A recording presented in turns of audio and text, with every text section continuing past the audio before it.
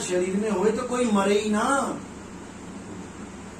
कोई मरे ही ना, क्योंकि फिर तो परमात्मा शरीर चला रहा है, फिर क्यों रुक जाता है वो? अरे भाई वो जीव है, जीव है तुम्हारे अंदर, और ये लोग जीव को ही परमात्मा बताई जा रहे हैं। जैसे इस घर में तारे हैं बिजली की, थर्मल प्लांट थोड़ी नहीं आ गया इसके अंदर, तारे हैं, एक मकान तोड़ो वो तार दूसरी जगह जाके कनेक्शन दे देगी, जुड़ जाएगा, 1 मीटर हटाओ दूसरा लग जाएगा, दूसरा हटाओ तीसरा लग जाएगा, पंखा बत्ती अंदर ही चलेगी लेकिन थर्मल प्लांट बाहर है। ऐसे ही जीव अवस्था आपकी जो है, आंखों को चला रही है, कान को चला रही है, सब कुछ चला रही है, और गोली मारो तो जीव ही निकल जाता है। परमात्मा नहीं है इसके अंदर, परमात्मा अजूनी है जो कभी किसी देह में नहीं आता। परमात्मा इस काल के, किसने बनाया ये शरीर? परमात्मा ने बनाया ये काल भगवान की कलाकृति है। ये काल भगवान बनाता है 84 लाख, और आप अपने ग्रंथ के पढ़ो जरा, राधा स्वामी पंथ के, वो कह रहे हैं परमात्मा ने 1,84,00,000 बनाई है, परमात्मा ने कुत्ते बिल्ली हाथी घोड़े बनाए हैं। परमात्मा को क्या जरूरत पड़ेगी कुत्ते हाथी बिल्ली घोड़े बनाने की? भाई आप अपने लड़के को लड़का रखोगे तब खुश है, कि उसको सुअर बना दोगे तो खुश है? मुझे जवाब दो ना। हाँ, 1,84,00,000 काल जाल है। अनुराग सागर पढ़ो, ये धर्मदास, इस काल ने इतना बड़ा जाल खेला है कि परमात्मा के जीवों को 84 लाख में भटका रखा है, और इतना डरता है ये इंसान चूल्हा बनाने से कि केवल एक बार इंसान चूल्हा देता है, 1,84,00,000 कितनी बार दे देगा? ये डरता है कि इसको छोड़ ना दे कोई जीव, इसकी असलियत ना पता लग जाए, और कई जीव परमात्मा की भक्ति ना करने लग जाए। इसलिए इसने नकली नाम लगा रखे इस दुनिया में। ये सारे नकली नाम, ज्योतिरंजन, ओंकार नकली, निरालंकार नकली, सोहंग नकली, सतनाम भी नकली है क्योंकि बोलने में आ रहा है। असली सतनाम बोलने में नहीं आएगा। होठ कंठ लागे नहीं, जीव्या नहीं उच्चार, गुप्त वस्तु जो लख है सो है हंसामा। वो असली वस्तु कहाँ है? वो विदेही वस्तु है। शब्द शब्द सब कोई कहे, वह तो शब्द विदेह, और जीवा पे आवे नहीं, निरख परख कर ले।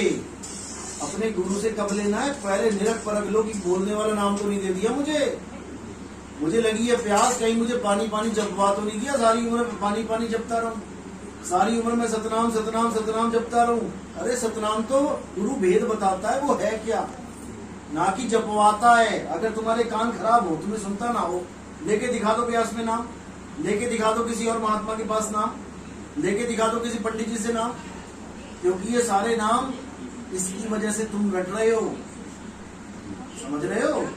अगर तुम्हारे कान खराब हो, तुम्हें सुनता ना हो, तुम बहरे हो, तो क्या तुम्हें परमात्मा नहीं मिलेगा?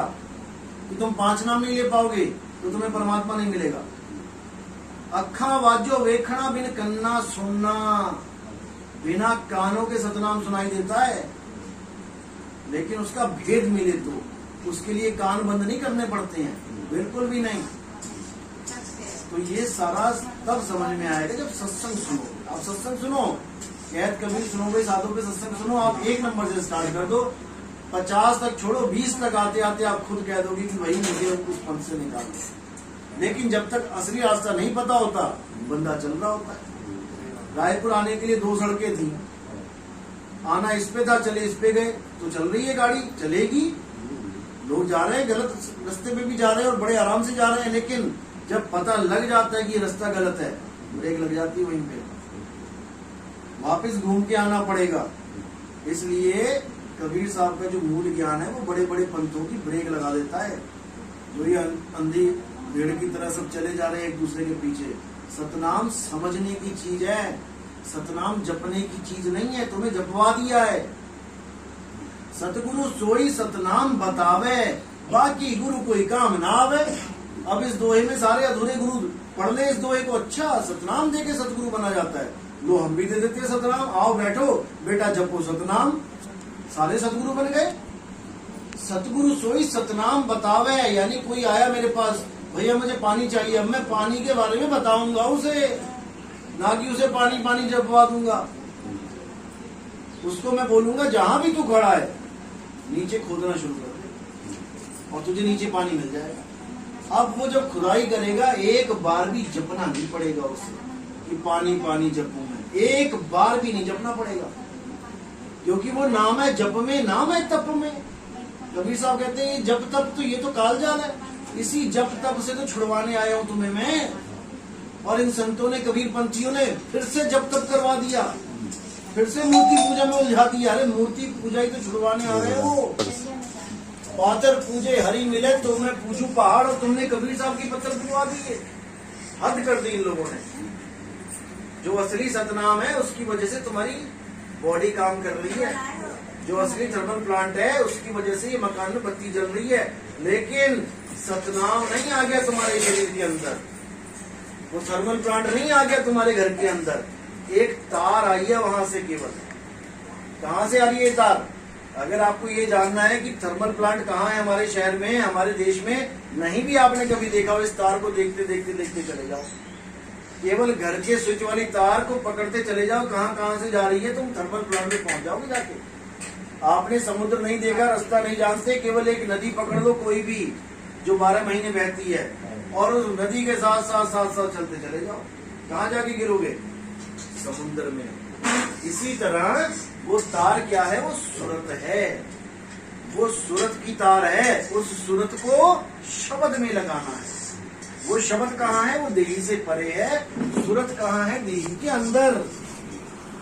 इसीलिए सूरत भटक गई है, फंस गई है देही में। अब क्या करे वो? अपनी देही को छोड़ के विदेही में ध्यान लगाए। जहां से आई है, कहां से आई सूरत? अभी तो कहते हो परमात्मा मेरे अंदर है, ठीक है, और जब ये शरीर नहीं था फिर कहाँ था परमात्मा? तब कहाँ रहता था वो? आज तो घड़ा तुमने बना दिया, उसमें पानी डाल दिया तो कहते हो घड़े में पानी है। जब ये घड़ा नहीं था तब पानी कहाँ था?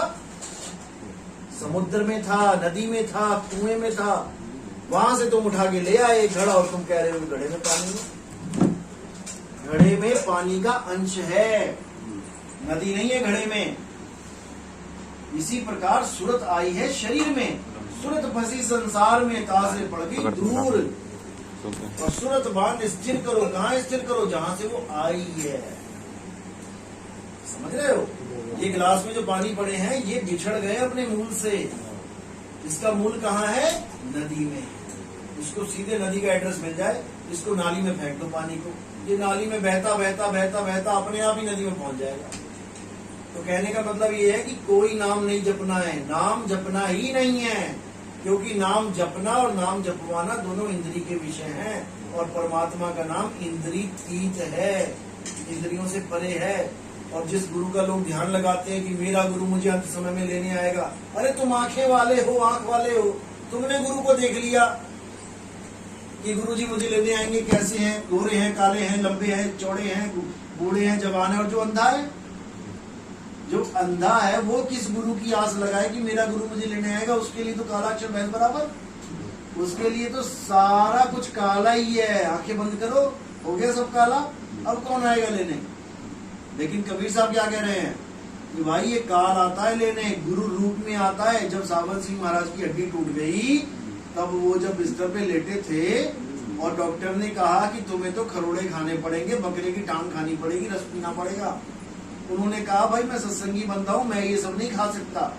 जब वो सो गए तो उनके गुरु जी के रूप में काल भगवान आया। सुनाए कि नहीं सुनाए? हाँ, तो काल भगवान आया और क्या बोलते हैं कि तुम्हें डॉक्टर कह रहा था तो खा लेते। अब अगले दिन सुबह उठ के सावन जी महाराज ने चिट्ठी लिखी गुरु जी को कि गुरु जी ऐसा कैसे हो गया, आप मेरे सपने में आए और आप कहते हो कि मीट खा लेना। तब वहां से चिट्ठी क्या आई, भाई वो मैं नहीं था। अरे जब तुम नहीं थे और तुम्हारे रूप में काल आ गया और बाय चांस वो लेने आ जाता तो मैं तो पहचान नहीं पाया। क्यों? सावन सिंह महाराज गुरु हो कि नहीं पहचान पाए अपने गुरु को कि वो गुरु है कि काल है? तुम कैसे पहचान लोगे? तुम कैसे पहचान लोगे जब गुरु जो सारी दुनिया का गुरु बनने को बैठा हुआ है वो नहीं पहचान पाया अपने गुरु को कि ये गुरु है कि काल है? तुम्हें कोई लेने आ गया, तुम कैसे पहचान लोगे? क्या गुरु ने पहचान बताई कि काल की क्या पहचान है और दयाल की क्या पहचान है? रानी इंदुमती को लेने आया कबीर साहब के रूप में काल भगवान, पता है? वो पहचान गई। क्यों पहचान गई? सावन सिंह महाराज नहीं पहचान पाए। क्यों पहचान गई? क्योंकि कबीर साहब ने पहचान बता रखी थी। उसका माथा छोटा होगा, आंखें पीली होंगी, बताई पहचान। अगर पहचान है तो असली नोट आएगा, नहीं तो नकली नोट कोई चला के चला जाएगा तुम्हारे पास। तो कहने का मतलब जब तुम्हारे गुरु को पहचान नहीं है कि काल में और दयाल में क्या भेद है, तो चेलों को क्या पहचान होगी ये बताओ। या तो अपने गुरु को चिट्ठी लिखो, महाराज जी अगर आपके रूप में काल आता है तो बताओ क्या पहचान है। कैसे पहचानूंगा मैं कि काल लेने आ गया कि मुझे गुरु लेने आ गया? फिर क्या करोगे? उठा के 84 में डाल देगा वो। यहाँ पर पहचान दी जाती है इस पंथ में कि काल आएगा कैसे आएगा, दयाल आएगा कैसे आएगा, कैसे बचना है और कैसे क्या करना है। यहाँ पर नाम नहीं जपवाया जाता कि तुम्हें नाम पकड़ा दे कोई नाम जपने के लिए, नाम तो छुड़वाया जाता है। यहाँ पे सोई गुरु पूरा कहावे, 2 अक्षर का भेद बतावे, एक छुड़ावे एक लखावे, तब प्राणी निज घर को जावे। वाणी तो नहीं सुनी? संत मत प्रकाश भाग 4 पढ़ना राधा स्वामी की पुस्तक, उसमें ये वाणी लिखी हुई है। फिर क्या कहते हैं, 52 अक्षर लोक तरह सब कुछ इन्हीं माही, ये अक्षर फिर जाएंगे वो अक्षर इनमें नहीं। ये 52 अक्षरों के द्वारा जितने मर्जी नाम बना के बैठ जाओ, कितने नाम जप लो, लेकिन वो अक्षर इनमें नहीं आता। वो अक्षर न्यारा है, उसी अक्षर का प्रचार किया जाता है। बाबा नानक ने, घासीदास ने, रविदास जी ने, महाराज ने, दादू जी, पलटू जी, मीराबाई, सब ने उस नाम का प्रचार किया, ना कि ये 5 नाम जपवाए लोगों को। कहते 5 नाम की करते भक्ति, उनकी कभी ना होवे मुक्ति।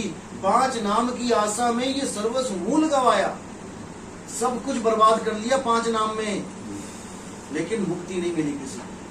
साधु सिद्ध त्रिदेव आदि सब 5 शब्द में अटके, मुद्रा साध रहे घट भीतर, फिर औंधे मुंह लटके। औंधे मुंह लटके कहाँ? गर्भ में लटके सारे, इन 5 नाम के चक्कर में। परमात्मा एक है, उसका नाम एक है, और वो बोलने लिखने में नहीं आता, वो सुरत के द्वारा सिमरन में आता है। उसी को सुरत शब्द योग कहते हैं, ना कि सुरत और मंत्र योग। तंत्र मंत्र सब झूठ है, जितने मंत्र लेके बैठे हैं सब झूठ है। तंत्र मंत्र सब झूठ है, इनमें न उलझे कोई, सार शब्द जाने बिना सागा हंस ना हो। सार शब्द का खेल है भाई, मंत्रों का खेल नहीं। चलो